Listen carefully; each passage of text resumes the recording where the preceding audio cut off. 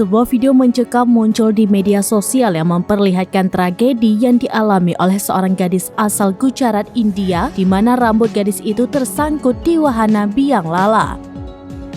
Momen tersebut dibagikan oleh akun Instagram @amazingdwarka. Melansir NDTV, gadis yang duduk di dalam wahana dengan rambut tergerai itu menjerit kencang setelah rambutnya terjerat di salah satu tiang roda. Mendengar tangisan tersebut, biang lala itu segera dihentikan disusul pengevakuasian para pengunjung wahana.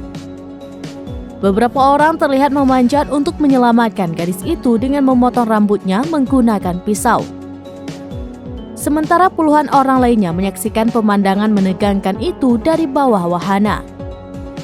Warganet kemudian menanggapi insiden tersebut dengan mengingatkan kepada khalayak untuk selalu berhati-hati dalam menaiki wahana apapun.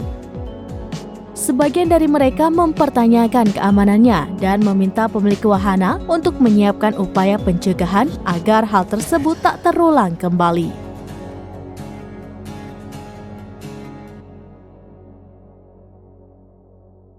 Download Tribun X sekarang, menghadirkan lokal menjadi Indonesia.